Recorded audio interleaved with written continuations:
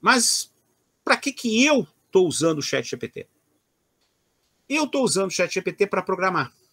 Dentre as disciplinas que eu trabalho, eu tenho duas disciplinas que fazem... Duas não, tem 3 disciplinas que fazem bastante uso de programas de computador.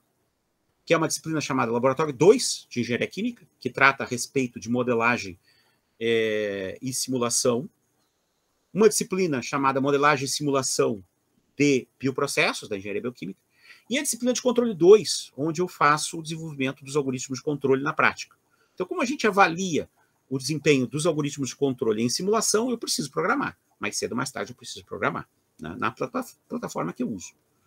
Então, uma das literaturas mais antigas que a gente tem e que é de uma qualidade bastante boa é o livro do professor Louis Bain, o Process Modeling Simulation Control for Chemical Engineers.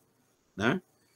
E lá, no item 3.3, está esse CSTR aqui, camisado. Então, esse aqui é o problema, chamado problema do CSTR não isotérmico. Tá certo?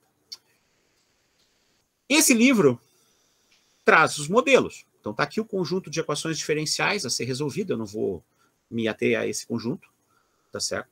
Mas é um conjunto de equações diferenciais que pode ser resolvido usando método numérico, método método de Kuta, tá certo?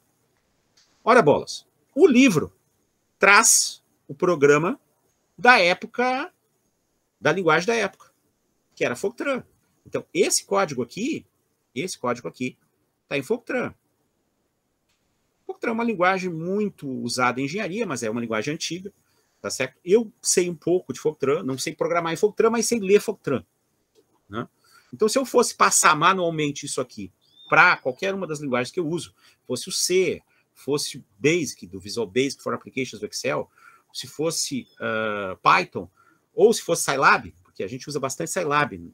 Na universidade, a gente usa como uma plataforma de computação numérica gratuita e open source, usa Scilab. Podia usar Octave, mas eu prefiro usar Scilab.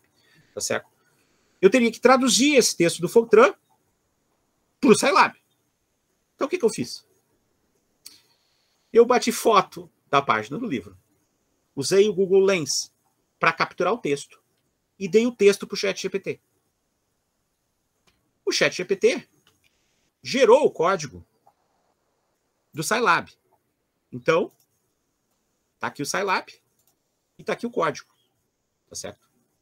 Deve estar meio ruim para ver por causa das linhas de comentário. Eu deixei exatamente como saiu, tá? Eu mudei o mínimo possível. A única coisa que eu precisei fazer foi colocar o comando de saída de tela, porque, como a gente sabe, o Fortran não tem comando de saída de tela, o Fortran clássico não tinha, né? A partir do Fortran 90 teve. Então, quando eu mando rodar esse programa, o que vai acontecer? Eu tenho aí o perfil da concentração ao longo do CSTR. Ou seja, eu passei o código do Fortran para o Scilab com mínima intervenção minha. Foi o ChatGPT que fez isso. A questão é, como que eu peço para o ChatGPT fazer isso? Bom, a gente precisa gerar um prompt. Esse prompt é a forma da entrada dos dados. Como que eu vou dizer para ele, pegue esse código em Fortran e passe para Scilab. Outra coisa é que há limites do código, tá certo? A quantidade de informação que o ChatGPT pode gerar é da ordem de 4.000 caracteres, somando pergunta e resposta. Por isso que é muito comum a gente estar usando e ser interrompida a resposta e a gente ter que escrever ali, por favor, continue. Tá certo? Por causa que passou do limite de caracteres. Isso quando a gente consegue acessar, né? Porque quando tem muita gente usando, a gente nem entra, né? Ou então vai pagar os $20 para ter acesso pago, né?